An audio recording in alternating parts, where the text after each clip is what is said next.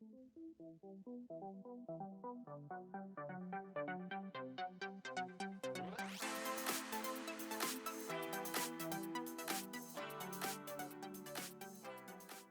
mini enthusiasts, how are you doing? Welcome back. It's part 25 of the Project KITT build. So if you're joining this channel, watching this for the first time, man, have you got some catching up to do. If not, sit back, enjoy, and I'll narrate my way through it. So as you can see in the last update, we were building the rear subframe. So this update, we've just moved on to the front subframe now. You can see the body in the background there. It's in paint now. It isn't quite finished at this stage, so it's waiting to be wet flatted. So the paintwork doesn't look perfect on it at the moment, but it's pretty good. And if you hold out to the end of this video, there are some sneaky photos at the end that show what the paintwork looks like after a polish, and it really is phenomenal. So as you might have seen in some earlier clips, the front subframe there, like the rear one, is powder coated in candy apple red, and it's being reassembled with new and overhauled components.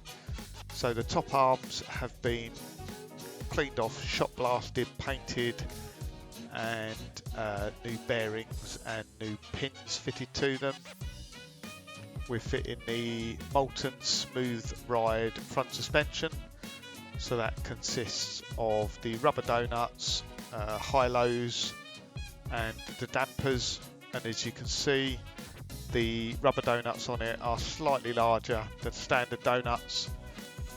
They are a little bit more difficult to fit, although that said, with the lower arms out, it's quite easy to fit the donuts.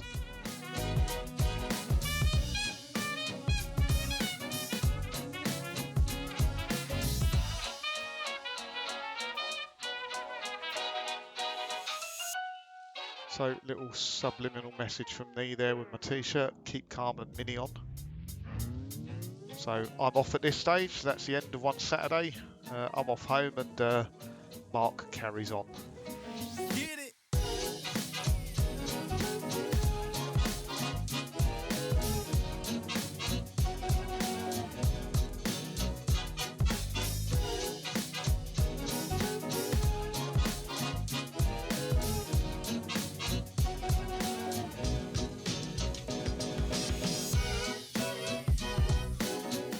And as if by magic, I'm back again.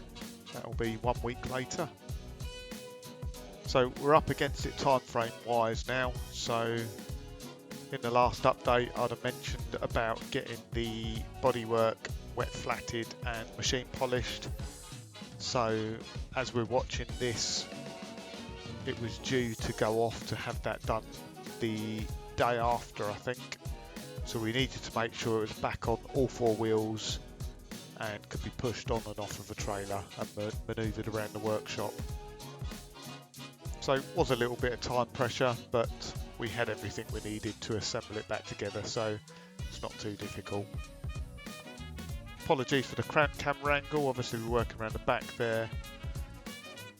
I think all I had to do left before we put the subframe in was just make up some new brake pipes for the front and fit the braided hoses.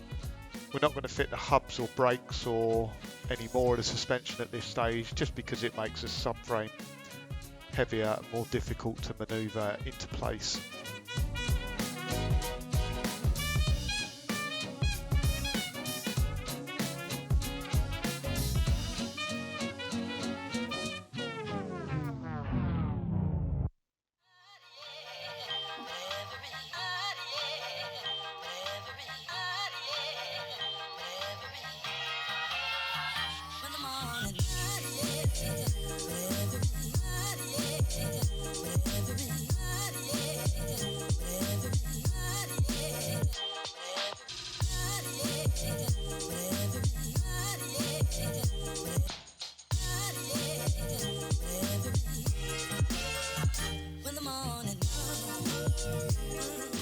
Just lifting the subframe up in now.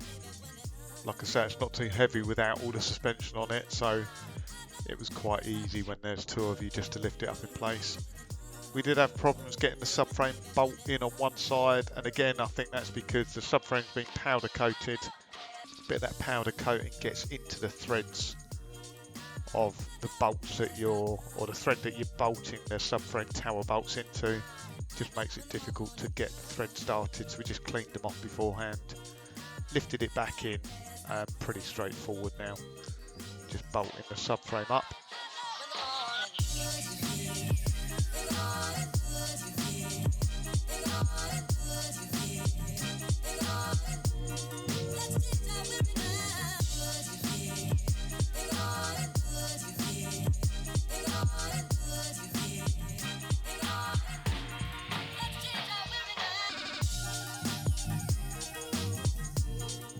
I actually had some real issues with the subframe teardrop mount on that near side of the car. We were using stainless steel nuts and bolts, and for some reason every time I went to do up the 9/16 nut and bolt through the teardrop mount, it got about half, 3/4 of the way and then just tightened up, and when it tightened up you couldn't undo it either. So it was like the thread locked up. So the only way to undo it basically was to snap the bolt clean off, which was quite difficult to do, obviously because they're quite strong. But that happened on 3 bolts in a row, so I don't know what was going on. It didn't seem to be catching the thread when pushing it through the teardrop mount, but for some reason each time you put the bolt through, tighten it up about halfway, and then it would start to tighten up too early.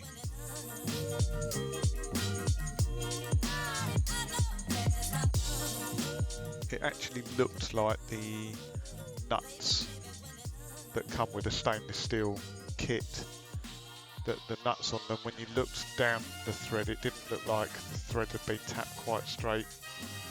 So that's possibly what was happening, I don't know. It's odd. I have had that happen before with stainless steel nuts and bolts, funnily enough. Never quite got to the bottom why. So drive shaft is going together at this stage. Obviously new inner and outer joints on it, outer CV joints, inner pot joints with new gaiters on them. The shaft itself is just the existing shaft, just cleaned up and painted. The reason we're putting them in is because you need the CV joint to hold the bearing together when you put it back down on the wheels. So when it comes to putting the engine back in, we will have to have that front suspension back out again, or certainly off the swivels, just so we can pull the drive shaft back and fit the engine in. But for the purpose of moving it around, we're just going to get it assembled up.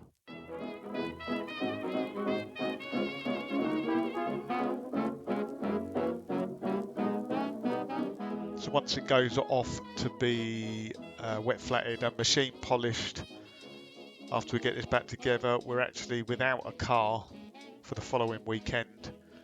So it's a case, next update we are just putting the engine back together and just cleaning bits up and getting bits prepared just to refit on the car, sorting out the wiring looms, just trying to make a general plan of how it's going to go back together. So it's quite worrying at this stage, because I think we've got a plan to have it done for the London to Brighton, which is May sometime. When is it? May the 19th.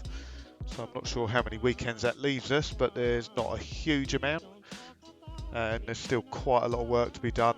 I'm pretty confident it will be back together. It will be MOT'd. It's more just the detail touches.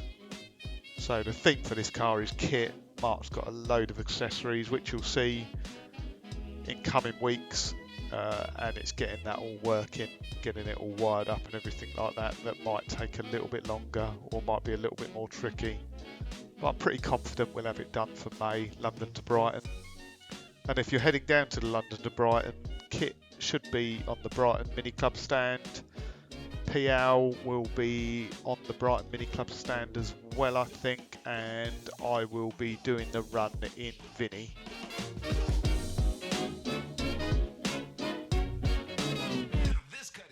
So yeah, if you get a chance and you see me there, please do come and say hi or say hello to Mark. And it would be really nice to show off the car actually.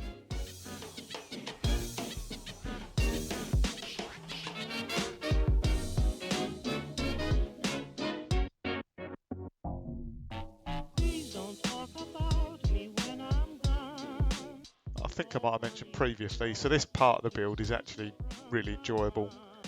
Bolting it back together, all the horrible bits are done now really. There's going to be some headaches and head scratching as we go along, and I'm sure we're going to come up against a few more hurdles, but the tough bit's done. So Mark's just finishing up his side. I'm putting in the battery cable, so the brake lines are run now. The fuel lines are run underneath, the battery cable's run as well, or I'm running it now, so that's pretty much everything done underneath on the floor pan. We had to fiddle around with the tracking a little bit on the front and just line it up by eye at this stage. There's no point doing the tracking properly until we get some weight in the front end, but just for the purpose of moving it around, we were just making sure the wheels were parallel.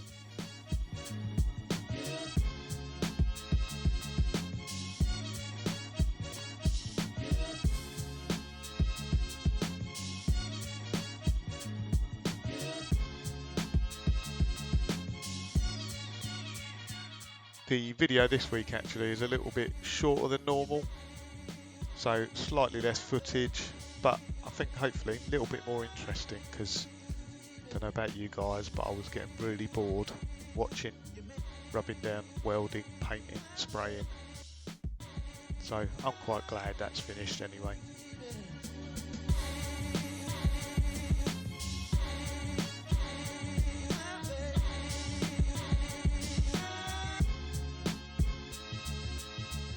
So just making sure the car's not going to get damaged when it gets moved, just putting some tape around the drive shaft there to stop them rubbing on the subframe while it's being moved around. Just a bit of a detail shot there of the front suspension build. So it's a little bit dusty inside there, but yeah, it is what it is at the moment. It'll be fully cleaned up and valeted before we're finished. But it's looking very nice, isn't it? I'm sure you'll agree.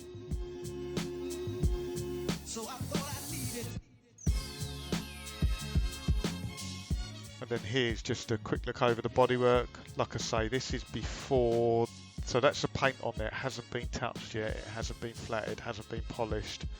And I'm just going to put in a couple of clips in a moment and you'll see what it looks like. And I am very, very impressed. It's amazing how it's come out. It's really, really good. And again, I cannot wait to see it in the sunlight, because there's metal flake in there as well. So obviously you can see the depth of the shine in that paintwork, in the gloss. It's a beautiful, deep, glossy shine.